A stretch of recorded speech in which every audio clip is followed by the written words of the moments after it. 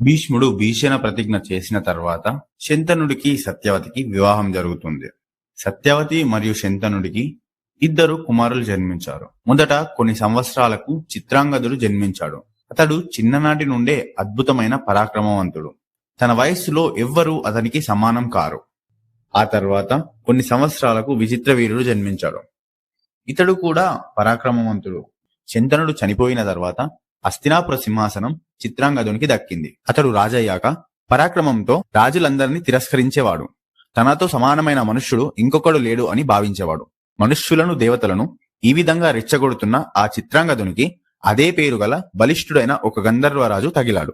గంధర్వరాజు చిత్రాంగదునితో ఇలా అంటాడు: రాజకుమార, నీవు నా పేరు పెట్టుకున్నావు కాబట్టి నాతో యుద్ధం చెయ్యి. యుద్ధం ఇష్టం లేకపోతే నీవు నీ పేరు మార్చుకో. అప్పుడు ఆ గంధర్వరాజుతో కురుక్షేత్రంలో చిత్రాంగదునికి ఘోర యుద్ధం జరుగుతుంది. ఇద్దరు సమానంగా పోరాడతారు. కానీ మాయతో ఆధిక్యాన్ని ప్రదర్శించి గంధర్వుడు చిత్రాంగదుని చంపేస్తాడు. చిత్రాంగదుడు చనిపోయిన తర్వాత సింహాసనం విచిత్రవీరుని చేతిలోకి వస్తుంది. చిత్రాంగదుడు చనిపోయిన సమయంలో విచిత్రవీరుడు ఇంకా చిన్నవాడే. భీష్ముడు విచిత్రవీరుణ్ణి రాజు చేసి రాజ్యం యొక్క రక్షకుడిగా నిలిచాడు. కాలం గడిచింది. విచిత్రవీరుడు యువకుడయ్యాడు. అప్పుడు భీష్ముడికి ఒక ఆలోచన వచ్చింది. అదే రాజ్యానికి వారసుడు కావాలి. అందుకే విచిత్రవీరునికి పెళ్లి చేయాలి అని నిశ్చయించుకున్నాడు. ఆ తర్వాత అప్సరసలతో సమానమైన కాశీరాజు పుత్రికలు ముగ్గురు ఒక్కటై స్వయంవరంలో భర్తను ఎన్నుకోబోతున్నారు అని భీష్ముడు విన్నాడు. అంతే. ఇది వినగానే రతిక శ్రేష్ఠుడైన భీష్ముడు తల్లి అనుమతితో ఒక్క రథంలో వారణాసికి బయలుదేరాడు. అక్కడ అన్ని దిక్కుల నుండి వచ్చే రాజులను మరియు కాశీరాజు యొక్క కన్యలను చూశాడు. అక్కడికి వచ్చిన రాజులు భీష్ముడిని హేళన చేస్తూ, ఇతడు భీష్ముడు భరతవంశ శ్రేష్ఠుడు, ఆజీవన బ్రహ్మచారి అని లోకమంతా నిరర్ధకంగా అనుకుంటుంది. ఒకవేళ ఇతడి ప్రతిజ్ఞ నిజమైతే సిగ్గు లేకుండా ఇక్కడికి ఎందుకు వస్తాడు అని అంటారు. ఆ రాజుల మాటలు వినగానే భీష్ముడు మండిపడ్డాడు. భీష్ముడు అప్పుడు తానే స్వయంగా ఆ కన్యలను వరించాడు. వారిని తన రథంపైకి ఎక్కించుకుని, రాజులారా, ఈ కన్యలను నేను బలవంతంగా ఇక్కడి నుండి తీసుకుపోతున్నాను. మీరు మీ సర్వశక్తులు ప్రయత్నించి నన్ను అడ్డగించడానికి ప్రయత్నించండి అని చెప్పి వారిని రథం ఎక్కించుకొని తీసుకెళ్తాడు. అప్పుడు మిగిలిన రాజులందరూ కలిసి ఒక్కటై లేచి భీష్మునితో యుద్ధానికి పోటీ పడతారు. అప్పుడు భీష్ముడికి మరియు అక్కడ ఉన్న రాజులందరికీ ఘోర యుద్ధం జరిగింది.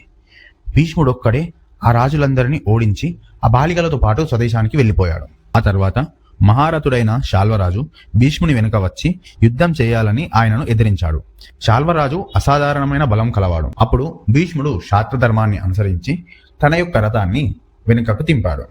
అంతే. వారిద్దరి మధ్య ఘోరమైన యుద్ధం జరిగింది. మొదట శాల్వరాజే భీష్ముని గాయపరిచాడు.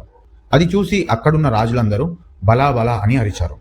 ఆ రాజుల మాటలు విన్న భీష్ముడు కోపించి శాల్వరాజు యొక్క రథసారథి అతని యొక్క గుర్రాలను చంపేశాడు మరియు శాల్వరాజును కూడా ఓడించి అతనిని ప్రాణాలతో ఆ తర్వాత అతడు ఆ ముగ్గురు కన్యలను తీసుకొని హస్తినాపురానికి బయలుదేరాడు. తన సోదరునికి ప్రియాన్ని కలిగించాలని భీష్ముడు కాశీరాజు కూతుళ్లను చిన్న తమ్ముడైన విచిత్రవీరునికి ఇచ్చాడు. ఈ విధంగా భీష్ముడు ఆ కన్యలతో విచిత్రవీరునకు వివాహం జరిపించాలి అని అనుకున్నాడు. కానీ వివాహం జరగబోయే సమయంలో కాశీరాజు పెద్ద కూతురు భీష్మునితో ఇలా అంది: నా మనస్సులో నేను శాల్వుణ్ణి ముందుగానే వరించాను. ఆయన కూడా నన్ను వరించాడు. మా తండ్రి కోరిక కూడా ఇదే. ఆ స్వయంవరంలో కూడా నేను శాల్వుణ్ణి వరించేదాన్ని. కాబట్టి ధర్మాజ్ఞ, దీనిని తెలుసుకొని నీవు ధర్మానుసారంగా ఆచరించు అని చెప్తుంది. అప్పుడు ధర్మాత్ముడు అయిన భీష్ముడు బ్రాహ్మణులతో సంప్రదించి కాశీరాజు పెద్ద కూతురైన అంబను స్వేచ్ఛగా వెళ్లడానికి అనుమతించాడు. మరియు భీష్ముడు శాస్త్రోక్తమైన కర్మతో చిన్న తమ్ముడు విచిత్రవీరునకు అంబిక మరియు అంబాలికలను భార్యలను చేశాడు. ఈ సమయంలో అంబిక, అంబాలిక వీరిద్దరూ 16 సంవత్సరాల గలవారు మరియు విచిత్రవీరుడు కూడా అశ్విని కుమారుల వంటి రూపం గలవాడు.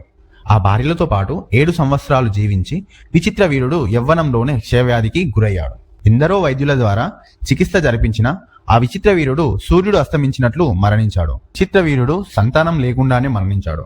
హస్తినాపుర రాజవంశం మళ్లీ అంధకారంలోకి వెళ్ళింది. తర్వాత భీష్ముడు ఏం చేస్తాడు?